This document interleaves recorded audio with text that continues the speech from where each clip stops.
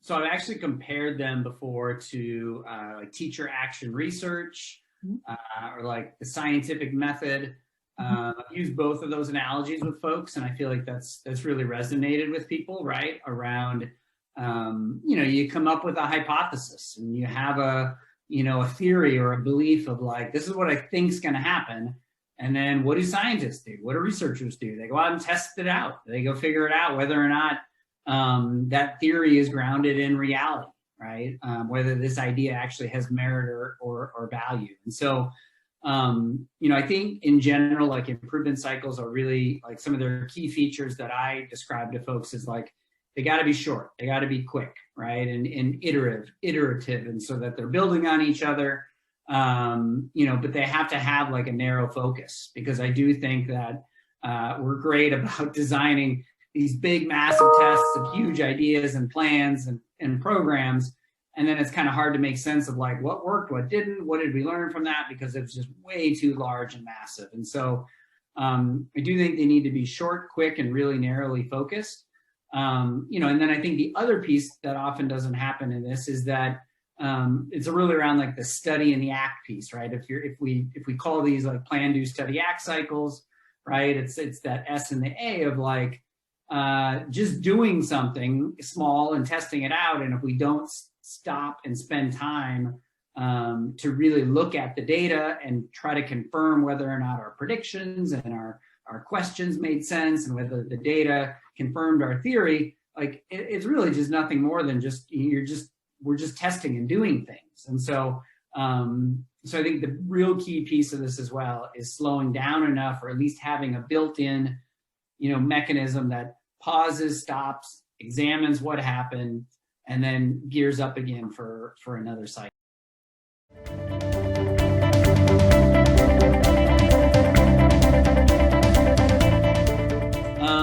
So I feel like the best example of this at a couple of different levels was about a year ago. We started at the county an improvement network with a group of schools focused on decreasing chronic absenteeism and really targeting some best practices in attendance improvement efforts, right?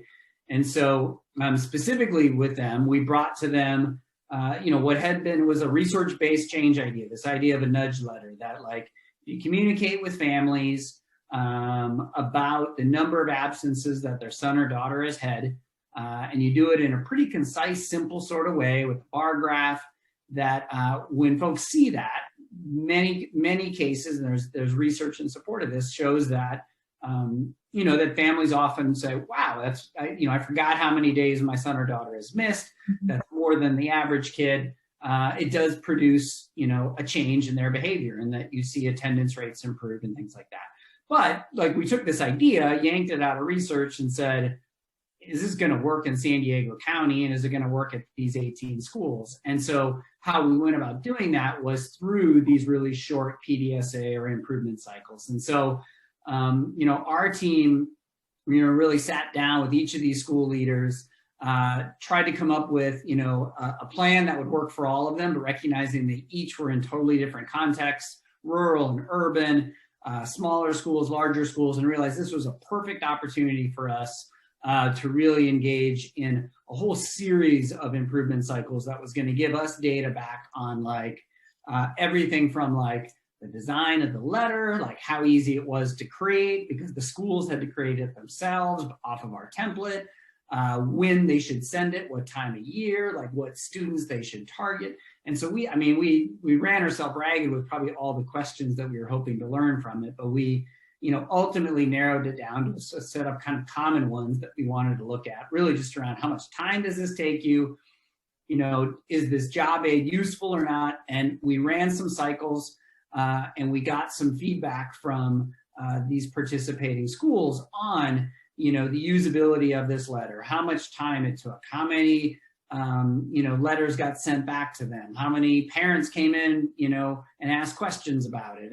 And that led us to then, make some revisions for that second cycle and a third and a fourth. And we ended up, running a series of, improvement cycles with this network of schools over the course of the whole year. And we got to a spot that I think for me, some of the most rewarding pieces of it were, number one, we had a really tightly constructed package that supported, before we started with like just this Word document and like a mail merge spreadsheet. And like, here, make this work. And at the end of it, we had talking points that went alongside of it for school leaders to share with front office staff.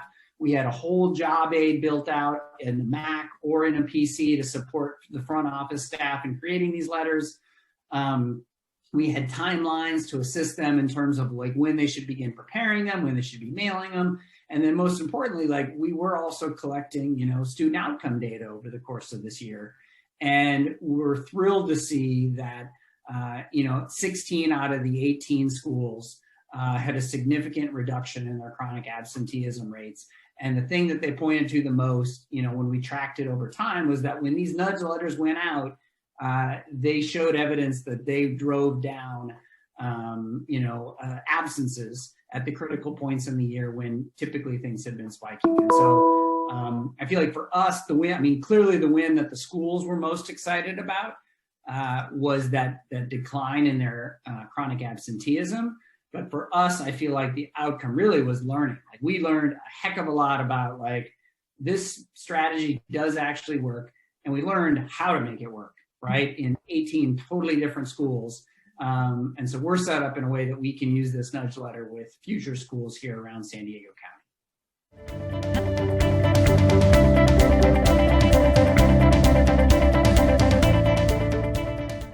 Personally, like I'm a perfectionist at heart, and so I'm just as much as anyone want to develop that perfect plan or get that program or that new protocol, whatever it may be. I'm a data guy, so it's like whether it's a survey or a data collection tool, I want it to be just perfect before we like release it into the wild. And I think that's totally contrary to what improvement cycles are all about, because I think really in reality there is no perfect tool, and that more often than not, as soon as things get out there into the messy, complex world, you're going to discover that like it didn't work quite the way that I expected it to, right? And that this needs to be tweaked or adapted here, or that we didn't think through this completely, and so we need to make these changes. And so I share that just from personally, I share that with folks that hey, I openly admit that I am a perfectionist, and I am somebody who will get us bogged down in like the little details of something. And I own that for a group that I work with, whether I'm leading that team or whether I'm just a facilitator on the side, and say, I want to challenge us to not fall into that same trap, because getting improvement is about learning and learning what does and doesn't work. And if we keep things perpetually in a state of like planning, like, well, it's not quite ready yet enough, we're never going to get to a stage where we can test out these ideas. And so, and so I often say, I think I've used the line with folks of like, I don't think I've just repeated the phrase from someone like, don't let good enough get in the way of like taking action.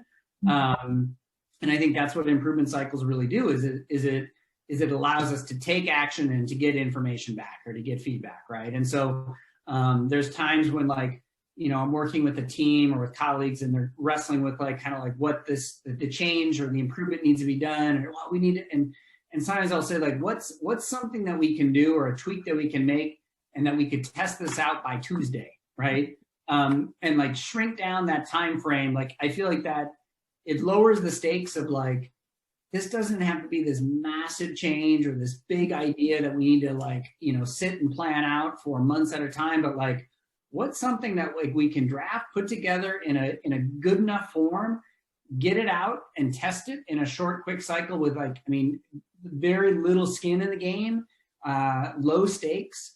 And by Wednesday, we can sit back and learn from this, versus arguing with each other, in a meeting room over if like this should happen first, or does this, and I think sometimes like when you take action, and then have data, which is a critical piece, because if we go and test it out and we don't have any data, we come back that next week and we're still just back at that same spot, arguing over like, we should have done it, like, but if there's data that shows, hey, this survey, folks did understand it well, and it did capture the data the way that we wanted it to, or that this particular protocol for, teachers greeting kids in the hallway, that was easy for teachers to do. Like, it didn't take too much time for them, during the passing periods and things like that. Like, it gives us immediate information that we can then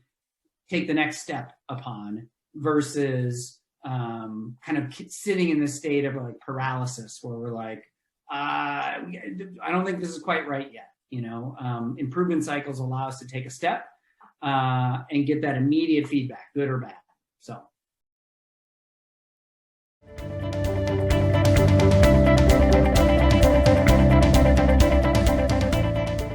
I experience a lot is that we don't have great clarity about what exactly we're testing or how we're going to be testing it. Again, bring us back to the what's.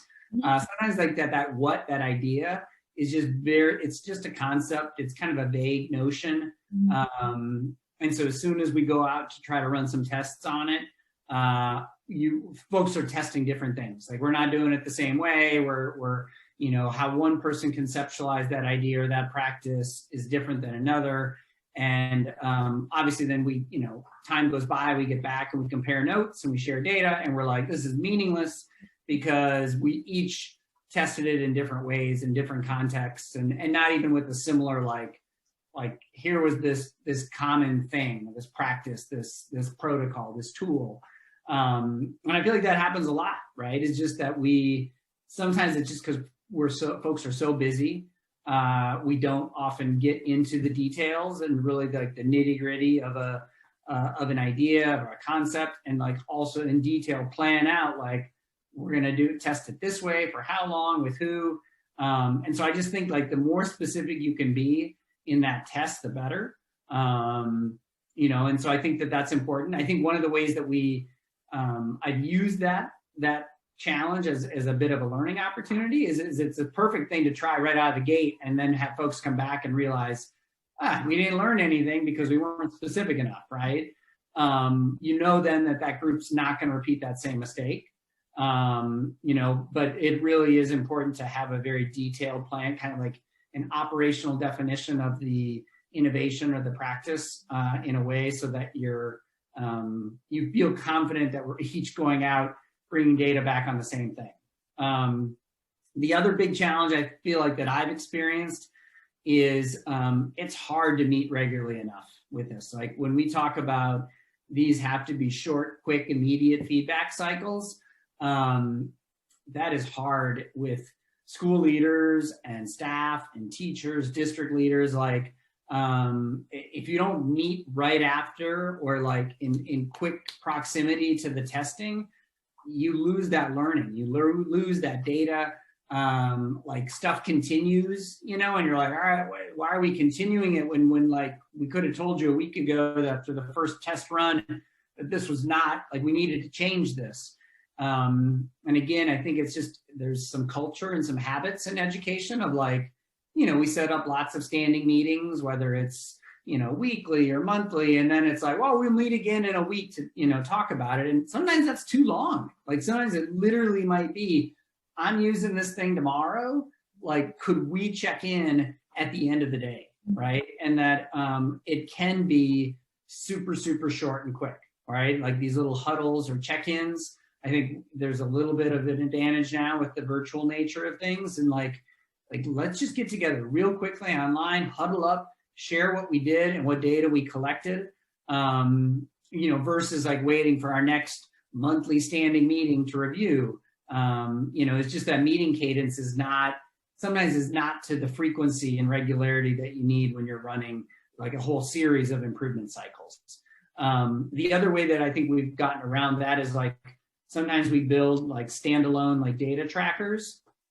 So again, either Google Sheets or spreadsheets that people can dump their information into at least immediately after a test, even if we're not able to meet immediately face to face. If they can at least dump their information or enter it in, You know, somebody like the project leads, we have access to it, we can monitor it.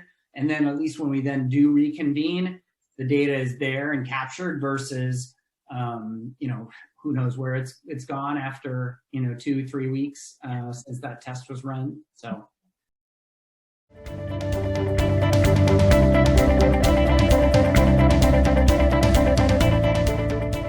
Meet more often than you anticipate, right? I think you can always cancel meetings, but it's really hard to like find time to squeeze one in. And so I think like the more like meet more than you even think you should, but make them short and quick. I did also say earlier, like start small, narrow your focus with this. Like an improvement cycle has to really be focused in on just small pieces of like the larger project or the larger plan. Like, you know, I think your learning is going to be more specific. Your questions will be more specific. The data collection will be easier if you start narrow. If you start big, you're going to run tests, and I think you're not going to know what you learned from it, you know, because it's just too large. And then I think there's also, we also run into this, like don't fool yourself into thinking that you're going to figure it out after one cycle, right? Like, oh, we did one PDSA, right? And it's like, we've run our test. Like they're called cycles for a reason. Like you really, more often than not, like, you know, that first cycle is not even going to go the way you expected it. And it is going to take multiple cycles to really get to a spot where you feel like you've collected data over enough period of time or enough different trials that you're like, all right, you know, we do really think that needs to be changed or that needs to be tweaked. Because I know that, you know, my experience is that a lot of folks after either the first cycle, they can either come back and go, oh, we all ran it differently. All right, that didn't make sense. Or two, people may not express confidence in the data. They say like, I think we may need to run that again, right? I'd also like to look at this. I also have this question, or maybe this doesn't need to be adjusted. And so I just think this going in with the attitude that of like, it's going to take a series of cycles versus like one run of a test. But then I think the caveat to that as well is just that knowing that like, you can't also stay in an improvement cycle testing mode forever, right? And I know we use the term continuous improvement, and that is true. You should be looking for areas for continuous improvement within your larger like implementation work. But at some point, you got to say, this thing is good enough. We're going to move on to the next thing that we need to, you know, really test with a lot of specificity and intensity. Otherwise, you know, you're going to barely be past square one, you know, months down the road. So